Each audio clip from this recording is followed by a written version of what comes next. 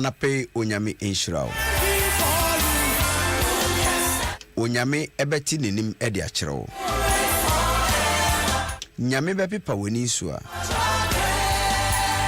ema owere ho kan wakoma to yem esanse nyame adwen ho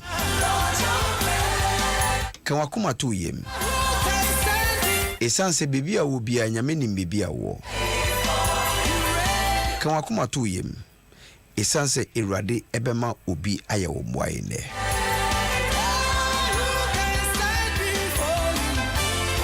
within a second ono nyame ebema ensankyereni bi esi ewa braboso.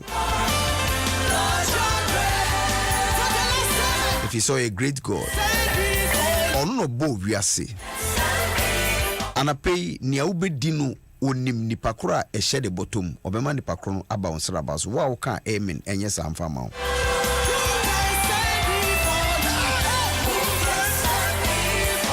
Anadwi wesu sa nemo mpese otia se ade achi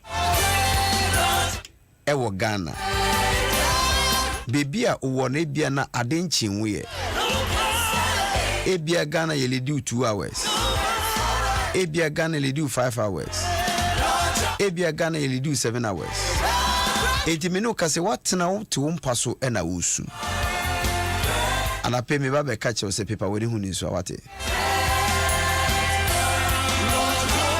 pepa woni huni so. The great God will make a new thing. And now okay, Isaiah chapter number 43. You see nyamesi sa wona munsuo mu a ono nenam sa wona mojemu a ono nenam amane bia wo name no nyame pese otia se nya wonko ana onem oka ho wate wo de dipa wo fibiso ne mu nyina agya ho bia yi ne ne fisu a pese me kan bi che se nyame oka ho. You see won fa weni ene ehunu nti unya gidi se ne ame kan ye ne kore baso benya gidi e wonyem se nyame kan ho a inka behu na makese a ebesi inka ubehu enama kese pa onyame ebe wa brabom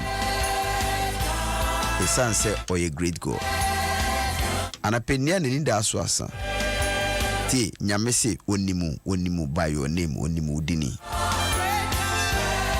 anapema woni da aso nyina nsambara biom.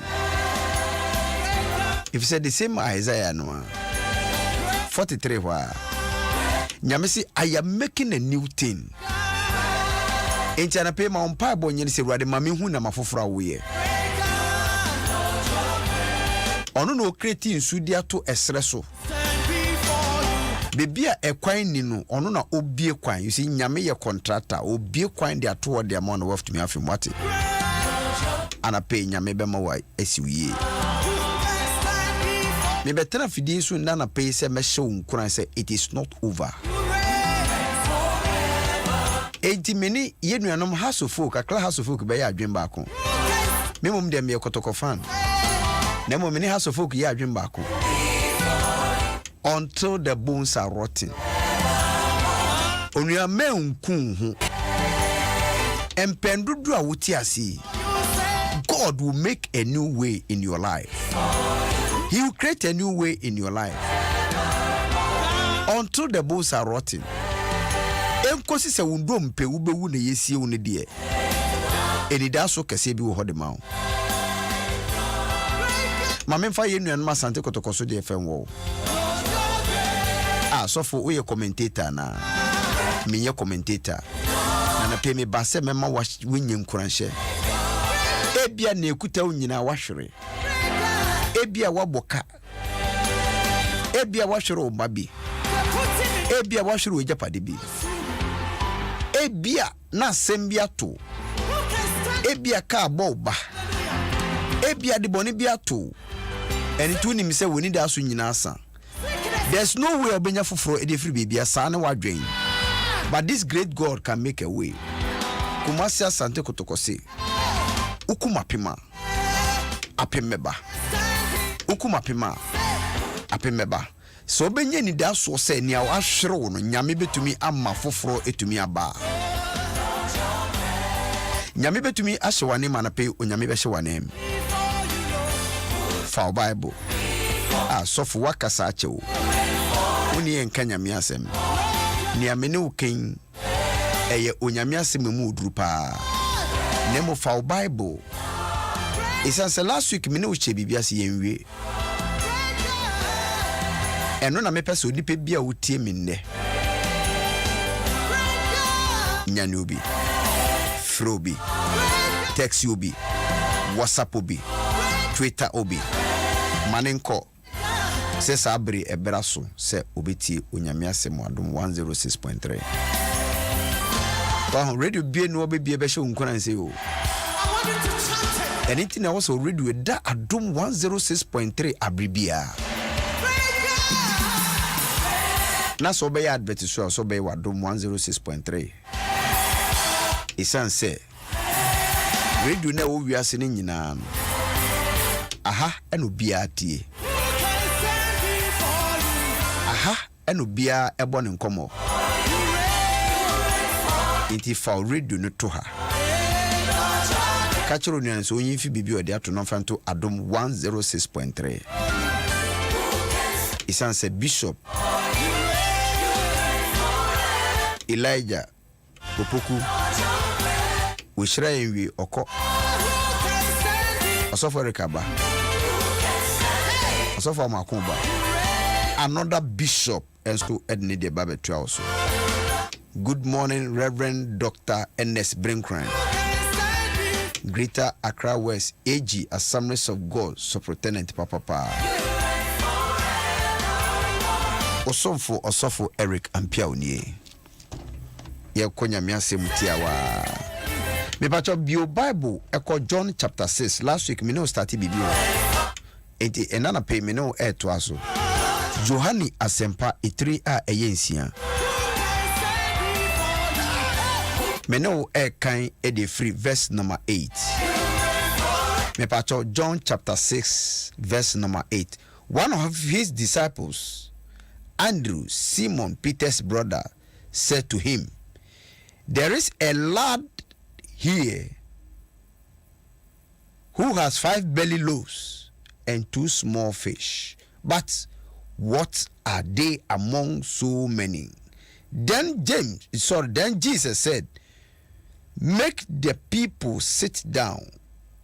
Now there was much grass in the place, so the men sat down, in number about 5,000. And Jesus took the loaves, and when he had given thanks, he distributed them to the disciples, and the disciples to those sitting down,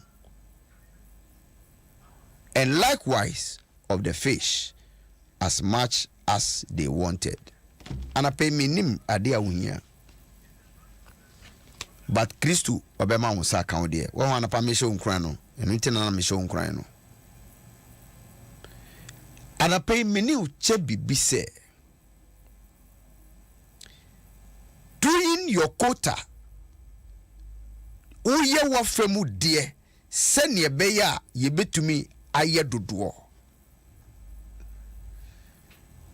Wo abrabomu in life as se obi ahu ni position, as se wuni a wo so be ya ebeboa na ebusua no nsenkyene anase na makase etumi asisi. Twese ma me no kan is about Jesus Christ. Tell me ya kasa ya wade. Yes, it is true. But nipa na di Yesu echi no obi ahu ni role a o play sene be ya ni ministry ebetumi akokan. Obi ni Yesu ampre the position ho. Tie. Sawusha Yesu, Jesus was the leader. Na oni esuafo so nenam. Afei oni esuafo nenam. Nipa dom edi nechi esanse wa yensenkyene na wasayare ahodo. Eti nipa dom edi nechi no edu bebi no Bible say Yesu trase hwe hu dom na edi nechi no hu se na okom di wo ohun omu hiade. Leader nipa di we chiri wahu omu hia de ana papa ebusua na wo ye okunu ewe ebusua no mu no wahu woma ehiade wahu yiri ehiade wahu nkofo edi wachi wahu omu ehiade ana sofu wahu asafo mba no wahu omu ehiade na de nchihye na wo de to ho asore ba asore pani wahu se ehiade bi wo ho a efa nipa hu asese ye bod e ma sa nipa no ana na nhihye ben na wo ye e de ato ho.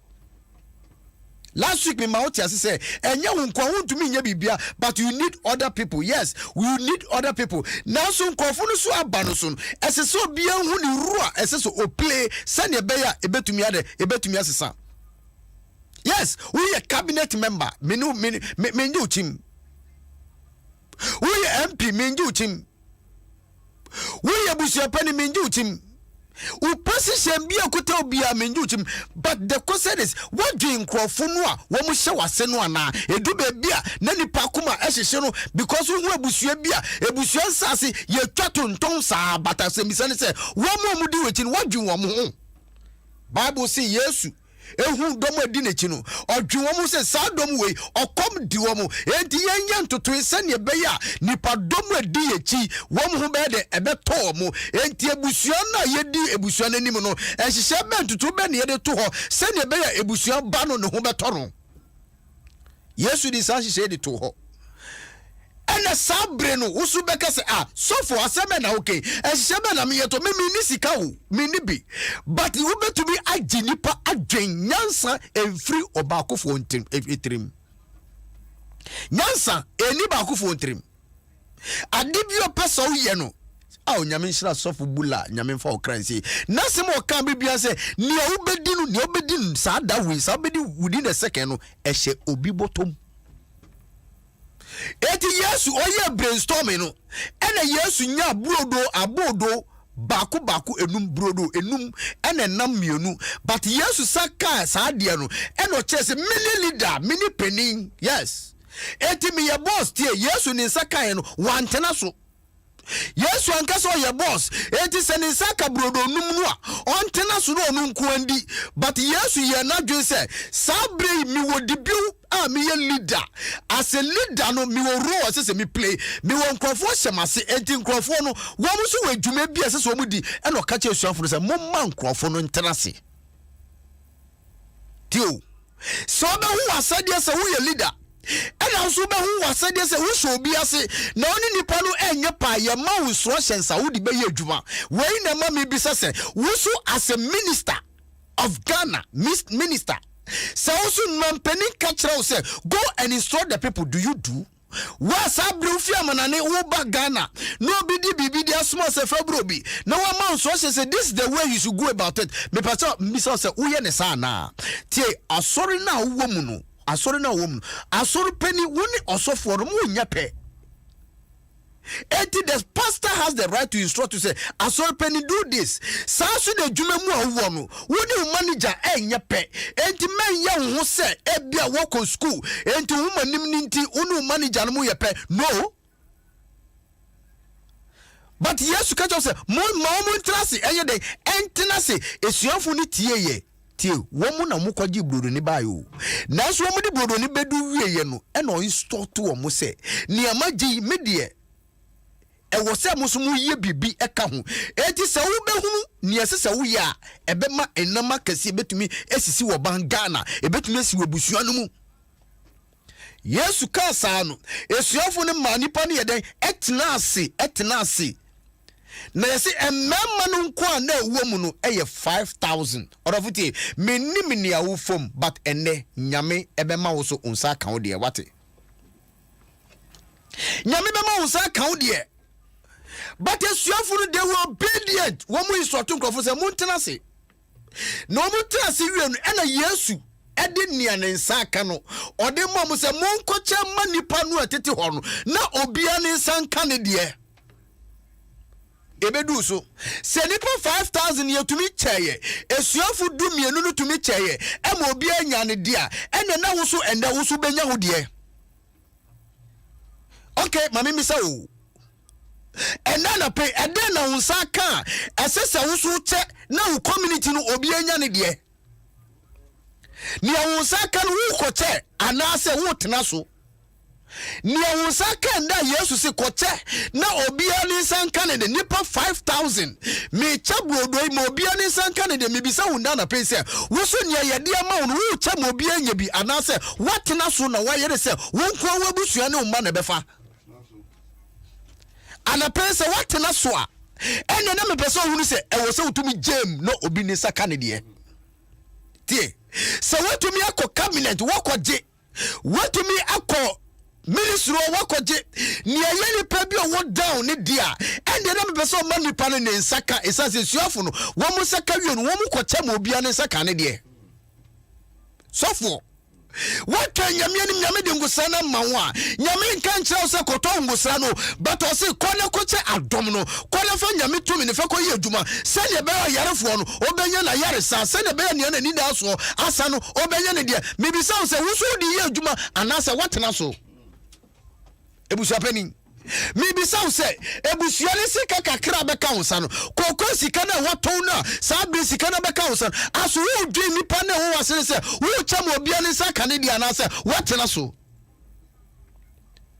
esuafo no ehunu se Yesu ni ye leader eti se Yesu instruct yen a enne na Yesu yen koma instruction no wo mu di instruction no command no wo mu koche ma obia enya ne de you see wo mu enya mu de keke next week me no beba ho wo mu dumi dia ma ebi ye de ebi kaye next week ye be ko hojrode aduma Bible say wo mu koche ye Emma no to you see for us and say betumi ye bibi great no as say yetumi ye adwen baako no obia hu ni position. What you say? No be a who position. It is your instructor. This is the level says udru. It bomodi so bedu level. Men travel level ho. Womu ko cheye, woman tenaso. Ana pe ede na watena so. Ede na unsaka. Unsaka unim se sadi anya udia. Na ufia buochire. Wo ba obi amano wa mo pass ukwa bomodi na ko hwe osofo amu akona fa komano. Wo ba watena so. Bosumi mienu, bosumi miensa. Uda so te so. Na obi mami bi osu oboni babi siri ni tri super se me ba we die oyakwara boni ompema sam na mami ni boni battery so bato ni odi man se fe koma nipa no watena so ana pe encha me du besi me bisa wo you see Father's Day be do we ye kosia de be Father's Day ya mo pass bi se obi amma no se fa na fe koma me papa me bisa wo se wo de ko anasa watena so so de nipa na de be kwa koma no akonya me be hirawo anapei menim nia wo nsa kan se wo ma obi nsa ka bo modern se ubelilizi nia nipa no de amon na fe koma nipa no pepepe na so de ma nipa no na koma ebe to ne yem obi hia obi 1 cedi bi wonchen obi 5 cedis bi wonchen obi 10 cedis obi pass bi be di wonchen go and give it na so de ma na se me hu me position se me associate pastor me hu me position se me senior pastor me hu me position se me church leader me hu me position se me choir leader me hu me position se me usher na man jampo ankwanko for obi position a ye betumi aye na makase you see bra Yesu instruct esuafo no tie obi an complain say me na me kofa sa soul we buy obi ho say okra we me na me twene de ba sori me twene ba sori mpo percentage bia wo se minya anase me de ba company no percentage bia wo se minya me nsan kae but obi an complaining ye obi wo ha kotwene bra na kotwene bra ne contribution will transform the church and it will affect you and it will affect your family. God richly bless you.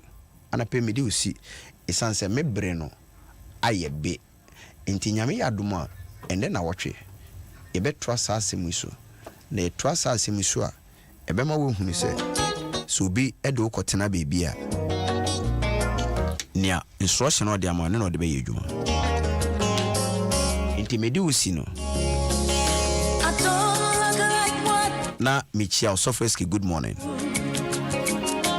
me da wase se okoso ma me training na oteteme nyame nshira ono ntine ni nchira so the essence of nemo osofreski ni birthday ni yenwie ye throughout the month of June ebia na wonte ebia na wentumi ansɛne baby me ma wa kwanya so betumi asɛne 024 now a testimony.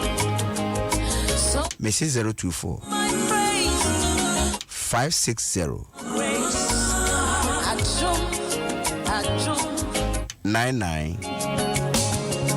9922. My lawyer, Oh, ka be so si fi betumi de aboa no mo de anya medwuma. it was you, my soldier on that battle. Enti enche bia So the mesore praise is na osofo amoako.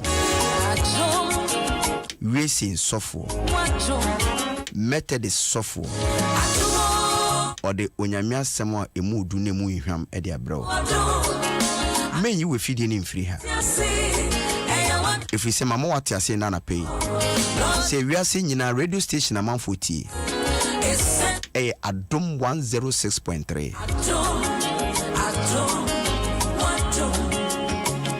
Onu wie pe the bishop of the airways.